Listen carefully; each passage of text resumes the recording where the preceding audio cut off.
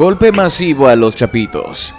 Las Fuerzas Especiales de México han dado un golpe crítico a los Chapitos, luego de que localizaran una de sus bases más importantes en Moroquito y sin ningún tipo de compasión destruyeron los convoys que iban saliendo de ahí. ¿Pero qué se hacía en esa base? ¿Cuántos millones perdieron los Chapitos con eso? Quédate hasta el final del video y descúbrelo. Durante semanas, agentes de la Policía Federal habían estado operando en silencio en la zona serrana de Mocorito, Sinaloa. Las informaciones eran fragmentadas, casi todas provenientes de fuentes locales o rastreos de inteligencia hechos a partir de comunicaciones interceptadas. Lo que sabían era esto: en las inmediaciones de las comunidades de La Huerta, Rosa Morada y San Benito se estaban moviendo mercancía pesada, y no eran armas ni dinero. Hablaban de algo más sensible: fentanilo. A diferencia de otros operativos improvisados, esta vez hubo un trabajo de inteligencia bien montado. Se instalaron equipos de vigilancia encubierta, se utilizaron drones no tripulados y se empezaron a analizar patrones de movimiento. Había rutas que solo se activaban de noche. Caminos rurales que en el papel no tenían tránsito alguno, pero que en las imágenes satelitales mostraban marcas de neumáticos pesados. Todo coincidía. La primera pista clara llegó cuando uno de los drones detectó una caravana entrando por un camino de terracería. 3 camiones tipo Tacoma y un camión de carga, todos con pintura opaca y sin placas, avanzaban lentamente hacia una bodega aparentemente abandonada, a varios kilómetros del centro de Mocorito.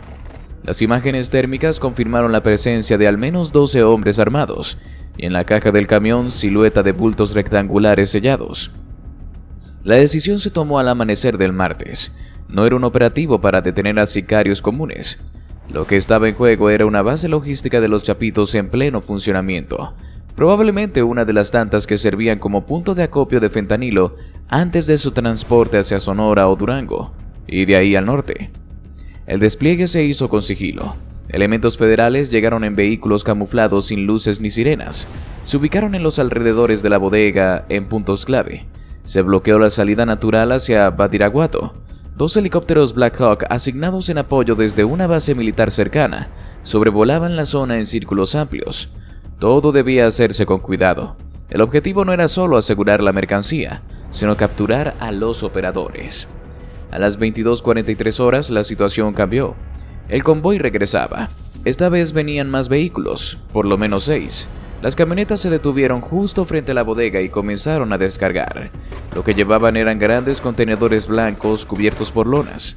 En una primera revisión visual confirmada luego por peritos, se trataba de precursores químicos y pastillas ya prensadas, muchas con logotipos similares a los que el cártel de Sinaloa venía utilizando en otros decomisos. Los federales hicieron entonces lo que indicaba el protocolo. Desde un altavoz instalado en un vehículo escondido entre los árboles, se dio la voz de alto: «Policía Federal, están rodeados, tiren las armas». Hubo una pausa. Uno de los operadores, aparentemente el encargado de la bodega, respondió desde dentro con un arma larga apuntando hacia la maleza: «Aquí no hay nadie que se rinda». En cuestión de segundos comenzaron los disparos. No hubo oportunidad de diálogo. Los primeros impactos reventaron el parabrisas de uno de los vehículos tácticos. Otro de los federales fue herido de gravedad por esquirlas. Desde los cerros se pidió apoyo aéreo. Los helicópteros descendieron a altura y se posicionaron en formación. No hubo orden de ataque inmediato. El objetivo seguía siendo detener con vida. Pero la situación en tierra era otra. Las ráfagas no cesaban. Los tiradores de los Chapitos estaban bien posicionados, muchos parapetados detrás de los mismos vehículos del convoy. Uno de los agentes que logró avanzar hasta el perímetro de la bodega reportó por radio que había visto claramente a por lo menos 5 operadores con lanzagranadas. La decisión final se tomó a las 23:09. Se autorizó fuego disuasivo desde los helicópteros. No fue un ataque directo, sino disparos controlados hacia los vehículos del convoy, intentando que los agresores se dispersaran y permitieran el ingreso de los federales. Pero la respuesta fue aún más agresiva. Uno de los operadores lanzó un proyectil hacia una de las unidades aéreas sin alcanzarla, pero dejando claro que ya no se podía negociar. La orden de neutralización fue inevitable. En menos de 2 minutos, 3 de las camionetas fueron alcanzadas. Las explosiones que se generaron no parecían haber sido causadas solo por disparos. Al parecer, dentro de los vehículos también había materiales inflamables, quizá por los químicos que transportaban. El fuego se extendió a una de las construcciones cercanas. Dentro de la bodega, lo encontrado superó lo esperado. Más de 250 kilos de pastillas prensadas con logotipos diversos, algunos similares a los decomisados en Arizona y California.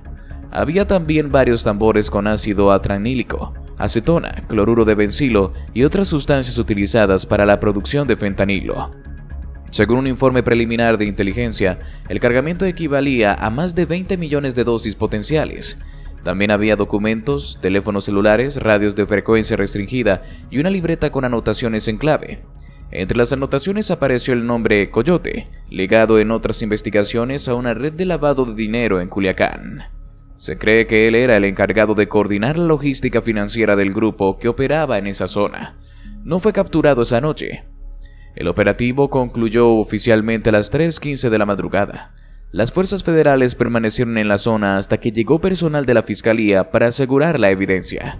También se solicitó apoyo de protección civil por la presencia de químicos volátiles que podían representar un riesgo para las comunidades cercanas. No se reportaron bajas civiles, ni daños a viviendas en el perímetro. ¿Y qué más estaba aconteciendo en el país azteca? ¿Otro tráfico de sustancia? ¿O algo peor? Eran alrededor de la 1 de la tarde cuando el sonido seco de un disparo cruzó el aire, seguido por gritos y movimiento frenético. No era un asalto común ni un conflicto vecinal. Lo que ocurrió esa tarde dejó una cicatriz honda en el cuerpo policial de Baja California. Una agente de la Fuerza Estatal de Seguridad Ciudadana, identificada como Abigail Esparza Reyes, fue asesinada en pleno cumplimiento de su deber, a plena luz del día, en una zona donde el crimen organizado ya había mostrado señales de querer imponer su ley. Abigail, una mujer con más de 8 años de trayectoria en la corporación, se encontraba en ese momento realizando una diligencia relacionada con una orden de aprehensión. Su misión era sencilla en teoría, pero compleja en territorio: verificar la presencia de un sujeto ligado a un grupo criminal en el fraccionamiento Barcelona Residencial, un lugar que había sido señalado en varias ocasiones como refugio temporal de miembros de células delictivas. Era una zona de casas de reciente construcción, calles limpias, vigilancia privada en algunos accesos y apariencia tranquila, pero ya se sabía que varias viviendas estaban ocupadas por personas con vínculos sospechosos.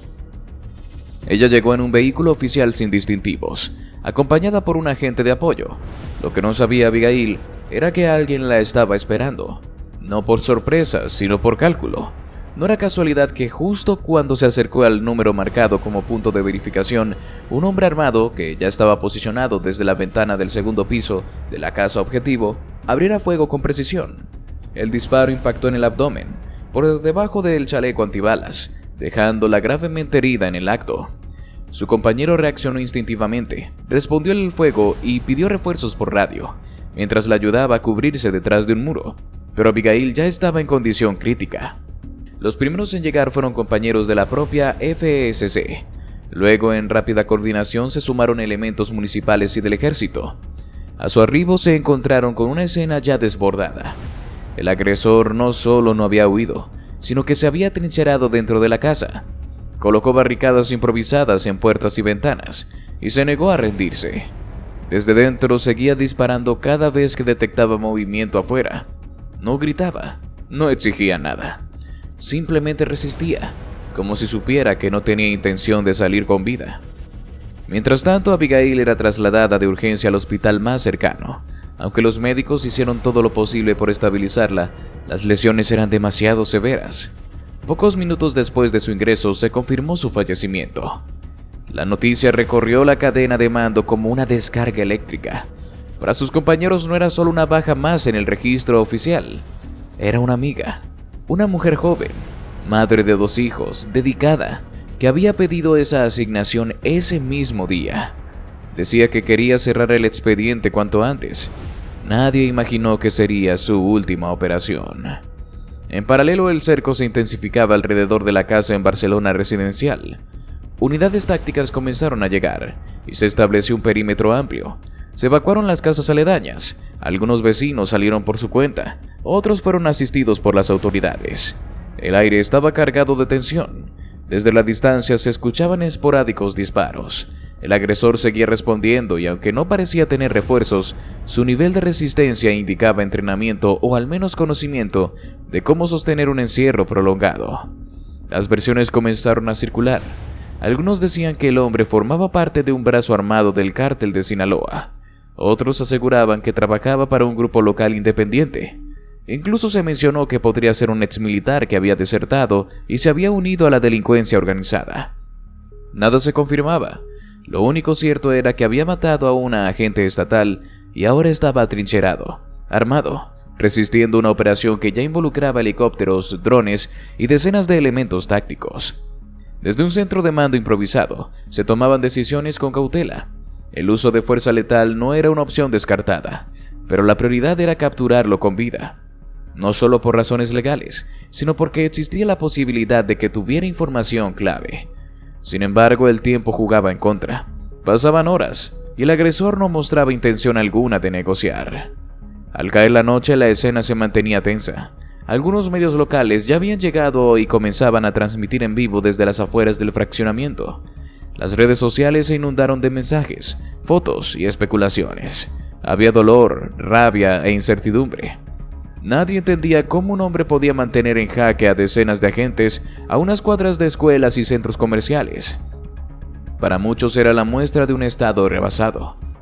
Finalmente, pasadas las 10 de la noche, se escucharon una serie de detonaciones más fuertes.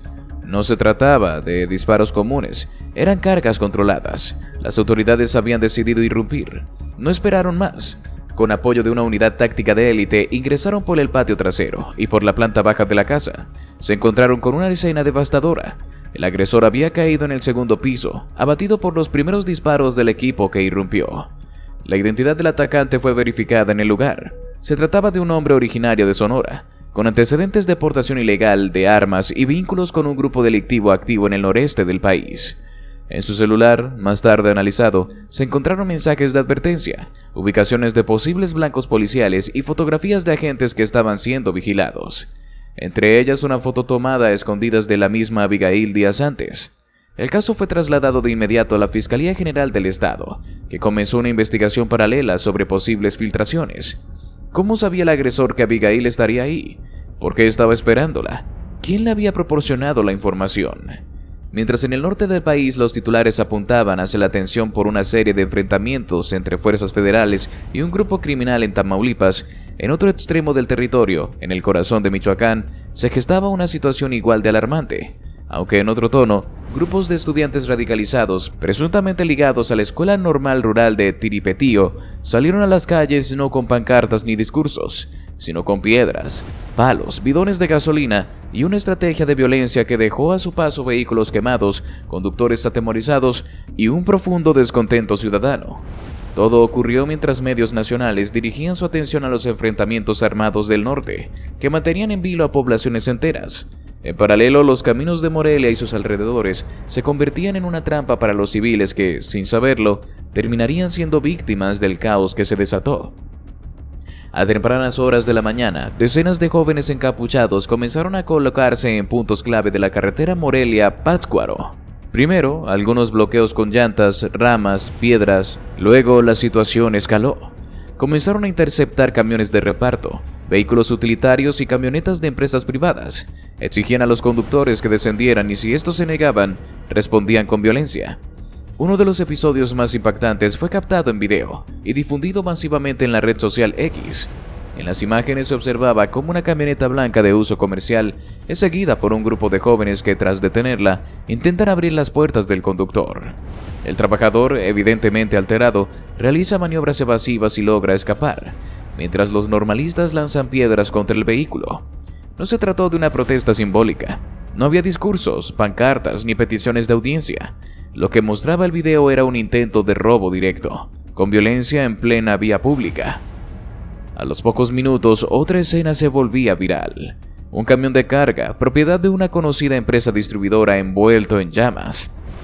Las llamas eran alimentadas por bidones de gasolina que, según testigos, los propios normalistas llevaban desde el inicio del operativo.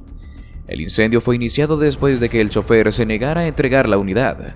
El hombre de alrededor de 50 años logró escapar por un costado del monte, mientras observaba desde lejos cómo ardía el sustento de su familia. Las autoridades tardaron en reaccionar. Fue necesario que el Agrupamiento de Restablecimiento del Orden Público, AROP, se movilizara con urgencia, luego de que los reportes ciudadanos se acumularan a través de llamadas al 911. La presencia de los elementos de seguridad no calmó a los atacantes. Por el contrario, los grupos se dispersaron brevemente y luego se reagruparon en la zona urbana de Morelia, más precisamente en las inmediaciones del obelisco a Lázaro Cárdenas, donde comenzaron a bloquear las avenidas principales. Ahí, en pleno centro de la capital michoacana, los jóvenes comenzaron a arrojar piedras y cohetones a los elementos de la Guardia Civil que intentaban contenerlos. La tensión se disparó en cuestión de minutos. Algunos automovilistas atrapados en la zona grabaron los momentos en que los agresores intimidaban a conductores, lanzaban piedras a parabrisas y amenazaban con incendiar más vehículos. Lo que había comenzado como una acción de carretera se convirtió en una batalla campal en plena ciudad, con comercios bajando cortinas, familias atrapadas en sus autos y la Guardia Civil solicitando refuerzos. La respuesta del Estado fue más que firme esta vez. 12 jóvenes fueron detenidos en flagrancia, algunos aún portando garrafones de combustible, otros con palos, pasamontañas y mochilas cargadas con piedras.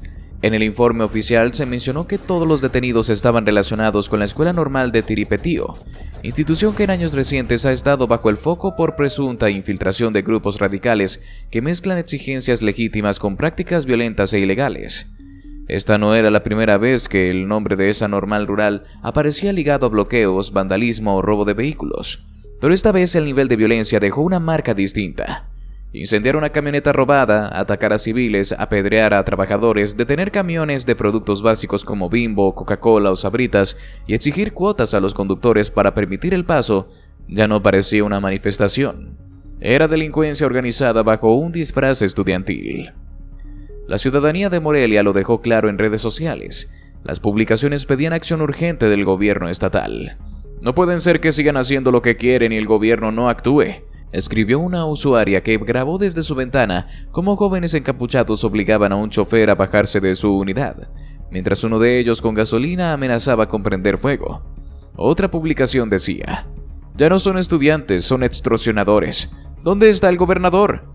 En rueda de prensa, horas después, autoridades de seguridad confirmaron que entre los detenidos había menores de edad y al menos 4 individuos con antecedentes de participación en bloqueos anteriores. Los delitos que se les imputan van desde ataques a las vías de comunicación hasta daños a propiedad privada, robo con violencia y asociación delictuosa. Y así llegamos al final de este video. Si te gustó, te invito a que nos des tu me gusta para seguir haciendo más videos como este, además de que no olvides suscribirte y activar la campanita para que no te pierdas ninguno de nuestros nuevos videos. Te deseo un gran día. Hasta la próxima.